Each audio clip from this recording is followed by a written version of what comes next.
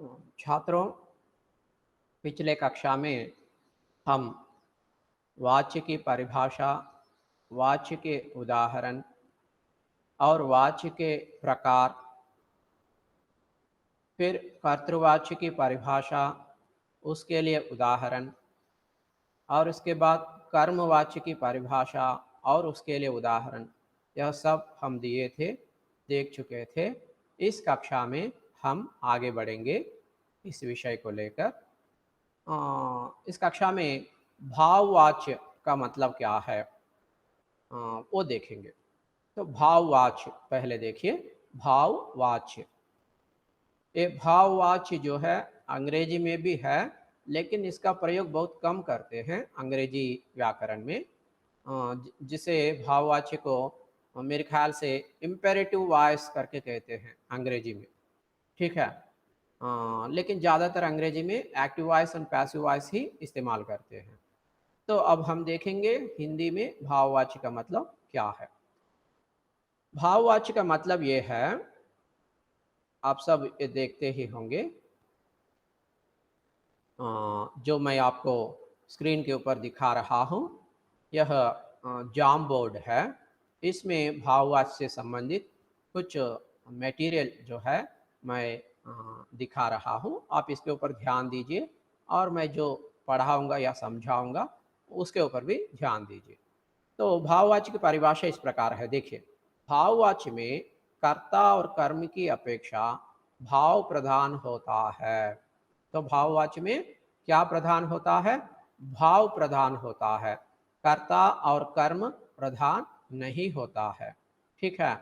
और यहाँ क्रिया भाव के अनुसार बदलती है, और भाववाच्य में जो वाक्य के अंत में क्रिया रहती है वह उस वाक्य में जो भाव निकल कर आता है उस भाव के अनुसार क्रिया जो है बदलती है। సో ఉదాహరణ के लिए एक वाक्य को हम लेंगे। చూడండి స్టూడెంట్స్, ఈ భావవాచ్య అంటే అర్థం ఏమిటి అంటే, ఈ భావవాచ్య అనేటువంటి వాక్యంలో కర్త కర్మ అనేటువంటివి రెండు ప్రధానం కాదు, ముఖ్యం కాదు. వాక్యంలో కర్త కర్మ క్రియ అని మూడు ఉంటాయి, దాంతోపాటు భావం ఉంటుందని ఇంతకుముందు క్లాస్లో చెప్పాను. సో భావవాచ్యకు సంబంధించినటువంటి వాక్యంలో భావం ప్రధానమైనది, కర్త కర్మ ప్రధానం కాదు, అంటే ముఖ్యమైనది కాదు. ముఖ్యమైనది ఏంటి అంటే భావం. రెండవది, ఈ ఈ రకమైనటువంటి భావవాచ్యకు సంబంధించిన వాక్యంలో క్రియ అనేటువంటిది భావాన్ని బట్టి మారుతుంది. అంటే క్రియ యొక్క లింగ్ మరియు వచన్ ఆ వాక్యంలో ఏ భావం అయితే వస్తుందో ఆ భావాన్ని బట్టి మారుతుంది అని మనం చెప్పుకోవచ్చు. సో ఉదాహరణకి, उससे चला नहीं जाता, उससे चला नहीं जाता। देखिए इस वाक्य के ऊपर ध्यान दीजिए। इस वाक्य में क्या प्रधान है? आप एक बार ध्यान दीजिए। क्या कर्ता प्रधान है? कर्ता प्रधान नहीं है। फिर कर्म प्रधान है? कर्म प्रधान नहीं है, क्योंकि यहाँ पे कर्म ही नहीं है। इस वाक्य में कर्म ही नहीं है मेरे ख्याल से, ठीक है, क्योंकि इस वाक्य में कर्म ही नहीं है। सो कर्ता प्रधान नहीं है और कर्म प्रधान नहीं है। तो क्रिया कैसे रहना चाहिए? क्रिया जो है भाव के अनुसार रहना चाहिए। तो यहाँ पे भाव ही प्रधान है इस वाक्य में।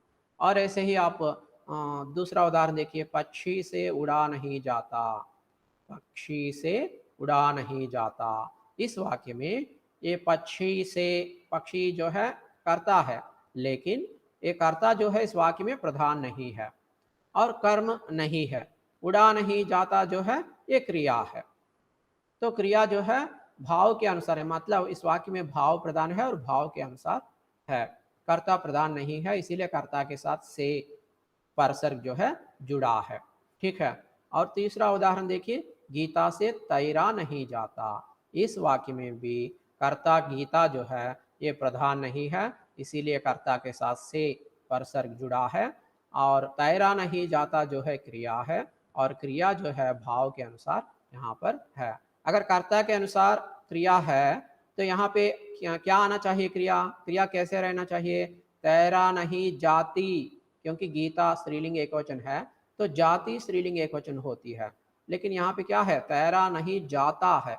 इसका मतलब है कर्ता के लिंग के अनुसार क्रिया का लिंग नहीं बदली है, ठीक है। क्योंकि इस वाक्य में भाव प्रधान है, यह भाववाची का वाक्य है, तो इसीलिए क्रिया जो है भाव के अनुसार है। और यहाँ पे भी देखिए पक्षी से उड़ा नहीं जाता, यहाँ पे भी जाता, जाती नहीं है, जाता है। पक्षी जो है स्त्रीलिंग है लेकिन जाता पुल्लिंग है, तो यहाँ पे भी क्रिया भाव के अनुसार है। ठीक है, भाव के अनुसार క్రియ है। ठीक है, సో ఈ 3 ఉదాహరణ. సో ఇక్కడ ఇచ్చిన 3 ఉదాహరణలు మీరు పరిశీలించి చూస్తే ఉస్సే చలా నహీ జాతా అనేటువంటి వాక్యంలో చలా నహీ జాతా అనేటువంటిది క్రియ. ఓకే, ఈ క్రియ ఈ భావాన్ని బట్టి ఇక్కడ ఉంది. ఉస్సే అనేటువంటిది కర్త, కానీ కర్తను బట్టి ఇక్కడ క్రియ లేదు. ఓకే, ఉస్సే అనేది ఏకవచనం, తర్వాత పుంలింగ స్త్రీలింగ మనకు స్పష్టంగా ఇక్కడ తెలియటం లేదు. చలా నహీ జాత అనేది పుంలింగ ఏకవచనం, ఉస్సే అనేది స్త్రీలింగం కావచ్చు, పుంలింగం కూడా కావచ్చు. కాబట్టి కర్తను బట్టి ఇక్కడ క్రియ మారలేదు.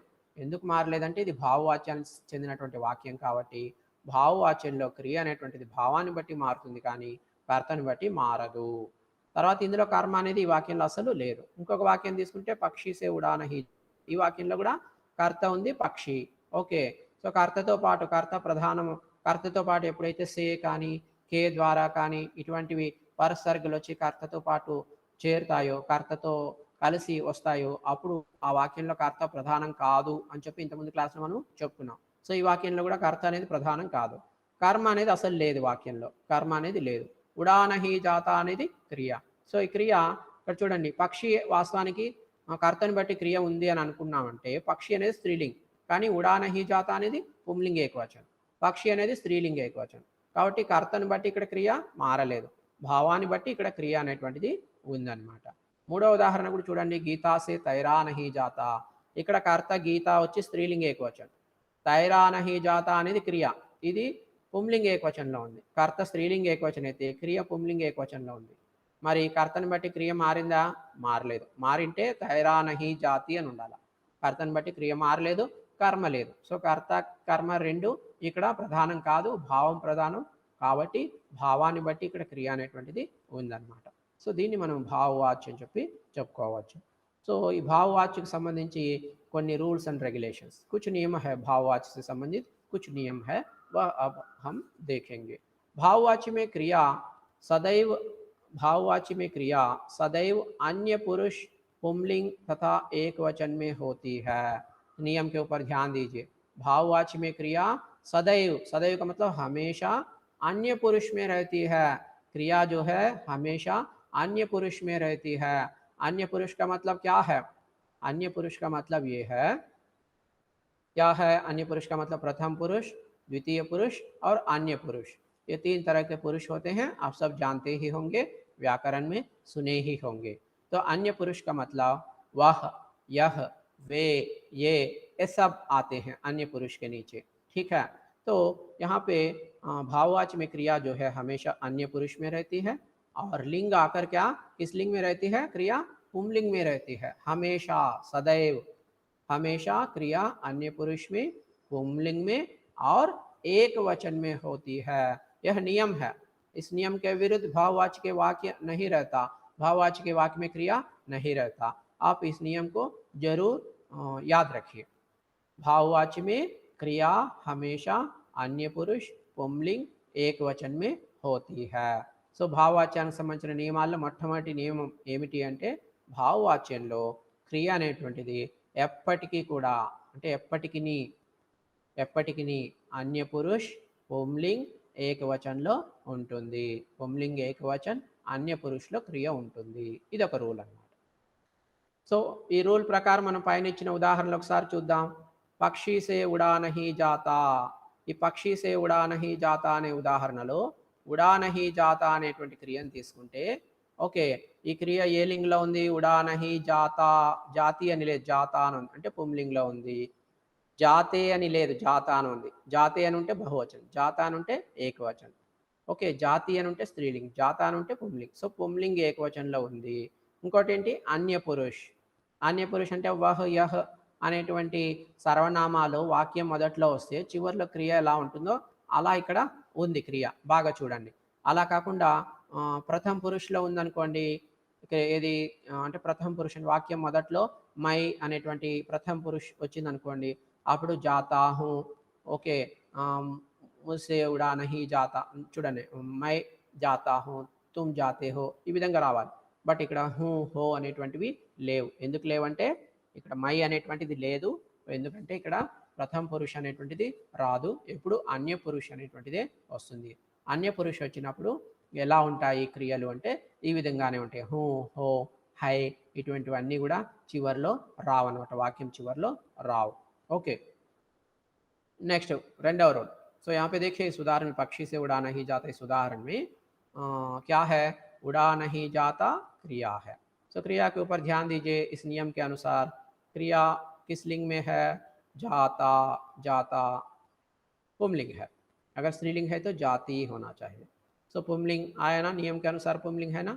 और यहाँ पे जाता किस वचन में है, जाते है तो बहुवचन, जाता एक वचन. सो नियम में एक वचन है ना, तो यहाँ पे एक वचन भी है, पुमलिंग है, एक वचन है. और अन्य पुरुष, तो यहाँ पे देखिए ये क्रिया अन्य पुरुष में है कि नहीं, अन्य पुरुष में है. अगर प्रथम पुरुष में है तो जाता हूँ, जाती हो ऐसा आता है, लेकिन यहाँ पे प्रथम पुरुष नहीं है. ओके, अगर द्वितीय पुरुष है तो जाते तुम कहते हो, तुम जाते हो ऐसा हो करके आना चाहिए. हूँ हो इस है ऐसा नहीं आया यहाँ पे, केवल जाता नहीं जाता ऐसा है. इसका मतलब है क्रिया अन्य पुरुष में है. और दूसरे नियम को देखिए.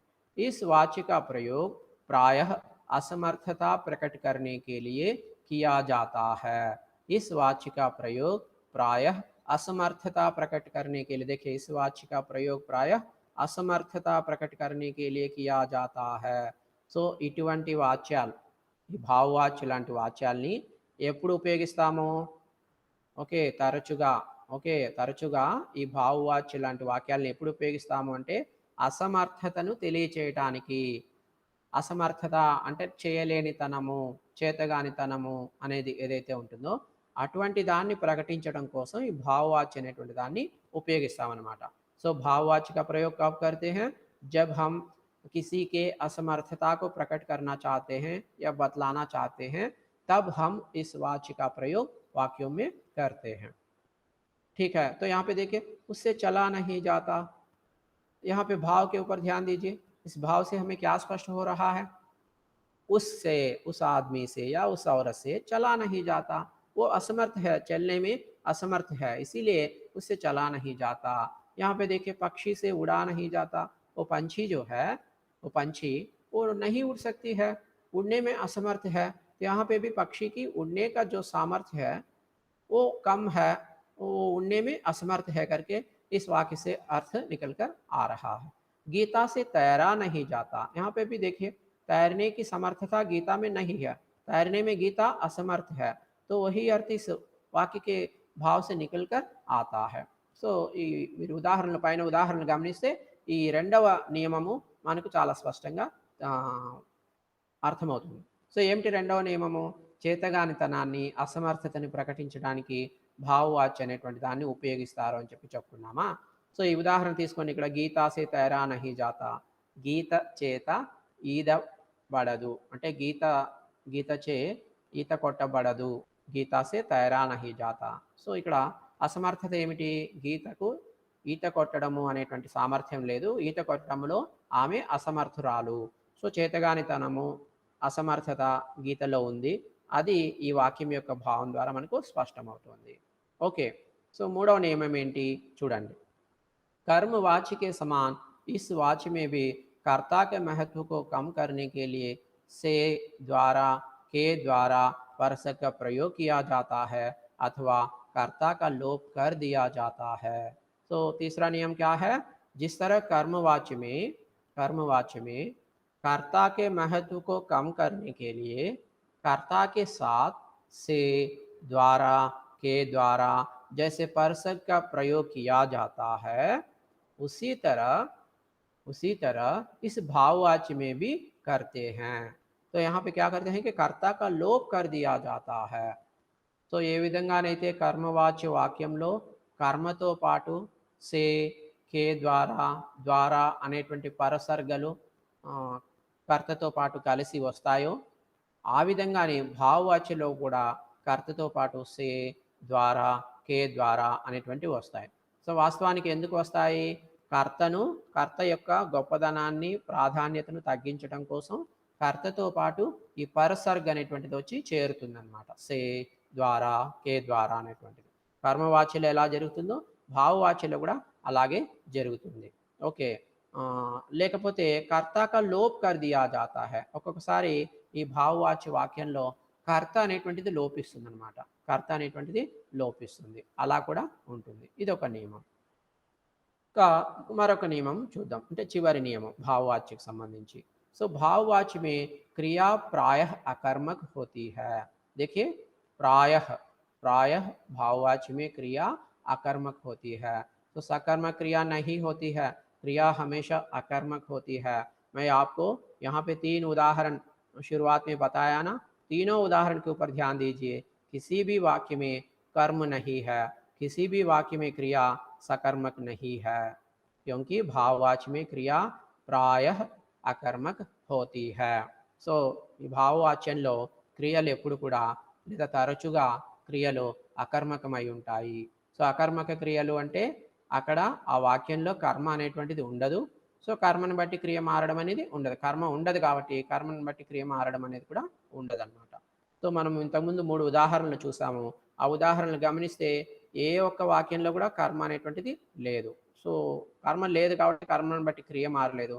కర్మను బట్టి క్రియ మారలేదు కాబట్టి ఆ క్రియలన్నీ కూడా ఏం క్రియలు? అకర్మక క్రియలు అన్నమాట. సో ఈ రూల్ కూడా మీరు ఖచ్చితంగా గుర్తుపెట్టుకోండి. ఓకే.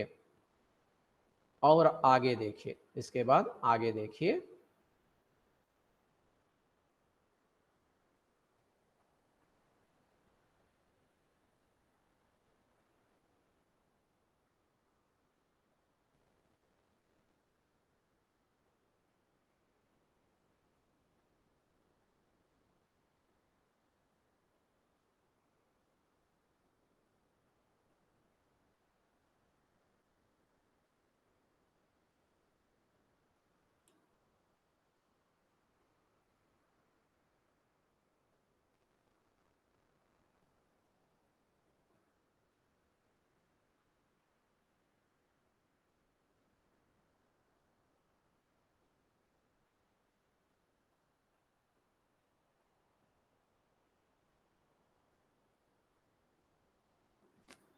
छात्रों, आगे हम देखेंगे वाच्य परिवर्तन कैसे करते हैं, कैसे एक वाच्य से दूसरे वाच्य में हम वाक्य को बदल सकते हैं. तो वाच्य परिवर्तन करने का तरीका क्या है वो अब हम देखेंगे. సో స్టూడెంట్స్, నెక్స్ట్ మనము ఒక వాచ్య నుంచి మరొక వాచ్యలోకి వాక్యాన్ని మార్చాలంటే ఎలా మార్చాలి, అంటే కర్తృవాచ్యం నుంచి కర్మవాచ్యంలోకి లేదా భావవాచ్యంలోకి వాక్యాన్ని మార్చాలంటే ఉన్నటువంటి పద్ధతి ఏంటి, టెక్నిక్ ఏంటి, రూल्स అండ్ రెగ్యులేషన్స్ ఏంటి అనేటువంటివి చూద్దాం.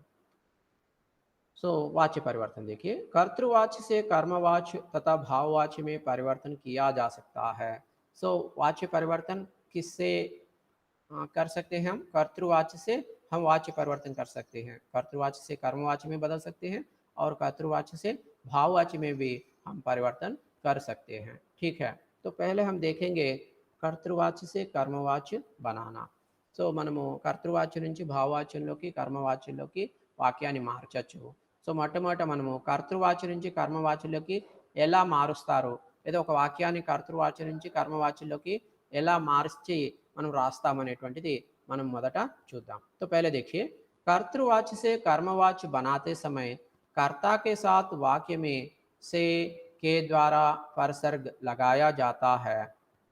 तो पहला नियम क्या है कर्तृवाच्य से कर्मवाच्य बनाने में या कर्तृवाच्य से कर्मवाच्य में बदलने में? पहला नियम ये है कि कर्तृवाच्य से कर्मवाच्य बनाते समय कर्ता के साथ वाक्य में से के द्वारा परसर्ग लगाया जाता है. सो आप सब जानते ही हैं, इसके पहले मैं बताया कर्तृवाच्य में कर्ता प्रधान है और कर्ता के साथ से के द्वारा इस तरह का परसर्ग नहीं रहता है कर्तृवाच्य में. ठीक है, लेकिन जब हम उस वाक्य को कर्तृवाच्य से कर्मवाच्य में बदलते हैं तब पहले हमें क्या करना है? कर्तृवाच्य के वाक्य में जो कर्ता है उस कर्ता के साथ से या के द्वारा जैसे परसर्ग जो है लगाना है. कर्ता के साथ से के द्वारा जैसे परसर्ग लगाना. సో మొట్టమొదటి రూల్ ఏంటంటే కర్తృవాచ్యం నుంచి కర్మవాచ్యంలోకి మార్చేటప్పుడు సో కర్తృవాచ్యంలో వాక్యం ఎలా ఉంటుంది మనం ఇంతకుముందు చూసాం కర్తృవాచ్యంలో. సో ఎలా ఉంటుంది వాక్యం అంటే ఇక్కడ చూడండి, బచ్చేనే లూడో ఖేలి, సో లేఖికానే లేఖ్ లిఖా. సో ఇలా ఉంటాయి. అంటే ఇక్కడ కర్తతో పాటు సే కే ద్వారా లాంటి ప్రత్యయాలు ఏవి కూడా లేవు ఇక్కడ కర్తృవాచి వాక్యంలో. కానీ దీన్ని కర్మవాచిలోకి మార్చేటప్పుడు మొట్టమొదట ఏం చేయాలి అంటే ఈ కర్త ఏదైతే ఉంటుందో వాక్యంలో దాంతోపాటు కే ద్వారా అని కానీ, సే అని కానీ, ద్వారా అని కానీ, సే అని కానీ మనము ఒక పరసర్గిని చేర్చాలి. మొట్టమొదట ఆ పని చేయాలి. కర్తతో పాటు కే కే ద్వారా, ద్వారా లేదా సే ఈ మూడింట్లో ఏదో ఒక పరసర్గిని జత చేయాలన్నమాట कर्ता पाठ. तो दूसरा नियम क्या है, कर्म के साथ कोई परसर्ग हो तो उसे हटा दिया जाता है. दूसरा नियम क्या है, वाक्य में अगर कर्म है और कर्म के साथ कोई परसर्ग है तो उस परसर्ग को निकाल देना चाहिए. ठीक है, जैसा कि देखिए यहाँ पे अगर इस वाक्य को देखिए, साइकिल चलाता है, पक्षी दाना चुग रहे हैं, नृत्य करता है. तो यहाँ पे तो पुलिस चोर को पकड़ता है. ओके, इस वाक्य को देखिए, पुलिस चोर को पकड़ता है. इस वाक्य में कर्म क्या है, चोर है. हमें क्या करना है, कर्तृवाच्य से कर्मवाच्य में वाक्य को बदलना है. तो नियम क्या है, नियम ये है, कर्म के साथ कोई परसर्ग हो तो उसे हटा दिया जाता है. यहाँ पे चोर कर्म है, कर्म के साथ को परसर्ग है, तो इसे कर्मवाच्य में बदलते समय चोर के बाद वो को नहीं है, देखिए को परसर्ग को हम हटा दिए हैं. ओके, और ये कर्ता पुलिस है और कर्ता के साथ से द्वारा के द्वारा जैसे परसर्ग लगाया जाता है ना, तो यहाँ पे देखिए पुलिस के बाद के द्वारा जैसे परसर्ग को हम यहाँ लगाए हैं. ठीक है, సో ఇక్కడ మనం ఉదాహరణను పరిశీలించి చూస్తే రెండవ నియమం ఏంటి, కర్మతో పాటు ఇచ్చిన వాక్యంలో కర్మతో పాటు ఏదైనా పరసర్గ్ ఉంటే దాన్ని ఈ విధంగా కర్తృవాచి నుంచి కర్మవాచిలోకి మార్చేటప్పుడు తీసివేయాల్సి వస్తుంది అని అంటున్నారు. సో మొదట ఏం చేయాలి, కర్తతో పాటు సే కే ద్వారా ద్వారా అనేటువంటి పరసర్గ్ని చేర్చాలి. రెండవది వచ్చి కర్మతో పాటు ఏదైనా పరసర్గ్ అనేటువంటిది ఇచ్చిన వాక్యంలో ఉంటే దాన్ని ఈ కర్మవాచిలోకి మార్చేటప్పుడు తీసివేయవలసి వస్తుంది. సో ఉదాహరణ ఇక్కడ పులిస్ చోర్ కో పకడ్తీ హై అనేటువంటి వాక్యాన్ని చూస్తే ఈ వాక్యంలో పులిస్ అనేటువంటి కర్త ఉంది, దీన్ని కర్మవాచిలోకి మార్చినప్పుడు మొదటి రూల్ ప్రకారం కర్తతో పాటు సే ద్వారా కే ద్వారా అనేటువంటివి జత చేయాలి. సార్ ప్లీజ్ సార్ జత చేయాలని చెప్పి చెప్పుకున్నాం. సో పులిస్తో పాటు కే ద్వారా అనేటువంటి పరసర్గ్ని మనం ఇక్కడ జత చేసాం. తర్వాత కర్మతో పాటు ఏదైనా పరసర్గ్ ఉంటే ఇచ్చిన వాక్యంలో దాన్ని తీసివేయాలి అనేది రెండవ రూల్. సో ఇక్కడ చోర్ తర్వాత కో అనేటువంటి పరసర్గ్ ఉంది, అది ఇక్కడ వాక్యం కర్మవాచ్యలోకి వచ్చేసరికి కో అనేటువంటిది తీసేసామన్నమాట. ఓకే, సో మూడవ रूल ఏంటి, मुख्य क्रिया का रूप सामान्य भूतकाल के रूप में बदल दिया जाता है. मुख्य क्रिया का रूप सामान्य भूतकाल के रूप में बदल दिया जाता है. तो दिए गए वाक्य में, दिए गए कर्तृवाच्य के वाक्य में जो मुख्य क्रिया का रूप होता है, पकड़ती है क्रिया में मुख्य क्रिया का रूप है पकड़. इस रूप को क्या करना चाहिए, सामान्य भूतकाल के रूप में बदल दिया जाता है. पकड़ क्रिया के सामान्य भूतकाल का रूप है पकड़ा. पकड़ पकड़ती है क्रिया में, पकड़ जो है मूल क्रिया मुख्य क्रिया है, इस मुख्य क्रिया का सामान्य भूतकाल का रूप क्या है, पकड़ा. तो यहाँ पे देखिए पकड़ा. सुनाई क्रिया में मुख्य क्रिया क्या है, सुन, और इसका सामान्य भूतकाल का रूप है सुनाई. ठीक है, खेली क्रिया रूप में मुख्य क्रिया है खेल और इसके सामान्य भूतकाल का रूप है खेली गई. ठीक है, ऐसा. तो मुख्य क्रिया के रूप को सामान्य भूतकाल के रूप में बदल दिया जाता है. यह तीसरा नियम है. సో మూడవ రూల్ ఏంటి అంటే ఇచ్చిన వాక్యంలో అంటే కర్తృవాచ్య కర్తృవాచ్యంలో వాక్యం ఉంది, దాన్ని మనం కర్మవాచ్యంలోకి మారుస్తున్నాం.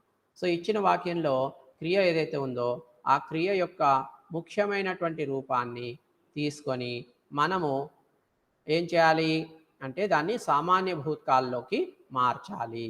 సో ఇక్కడ ఉదాహరణలు మనం గమనిస్తే మీకు తెలుస్తుంది. ఇక్కడ ఉదాహరణకి పులిస్ చోర్ కో పకడ్తీ హై, ఈ పకడ్తీ హై అనేటువంటిది క్రియ అయితే, క్రియారూపం అయితే, దీంట్లో ముఖ్యమైనటువంటి క్రియ పకడ్, ముఖ్యమైనటువంటి క్రియ పకడ్. సో మనం ఏం చేయాలి కర్మవాచ్యంలోకి మార్చేటప్పుడు ఈ ముఖ్య క్రియని మనము సామాన్య భూతకాలంలోకి మార్చాలి.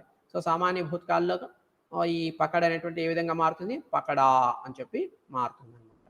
ఓకే, ఇక నాలుగవ రూల్ ఏంటి అంటే क्रिया की धातु में, चौथा नियम देखिए, चौथा नियम, क्रिया की धातु में या ता जोड़ दिया जाता है तथा जा धातु को कर्म के लिंग वचन के अनुसार प्रयोग किया जाता है. सो क्रिया की धातु में या ता जोड़ दिया जाता है, जोड़ दिया जाता है, क्रिया की धातु में या ता जोड़ दिया जाता है तथा जा धातु को कर्म के लिंग वचन के अनुसार प्रयोग किया जाता है. तो यहाँ पे आप इस नियम को समझने का कोशिश करना. क्रिया की धातु में या ता जोड़ दिया जाता है. सो यहाँ पे क्रिया पकड़ा, ओके, पकड़ा, ठीक है. तो ये पकड़ा क्रिया है ना, ये क्रिया की धातु में क्या जोड़ रहा है, क्या जोड़ दिया जाता है, या ता. यहाँ पे देखिए जा के बाद ता जोड़ दिया गया यहाँ पर, ठीक है. तो क्या है, ता जा धातु को कर्म के लिंग वचन के अनुसार प्रयोग किया जाता है. सो जा क्रिया के रूप जो रहता है, जा क्रिया के रूप, जा धातु, ओके,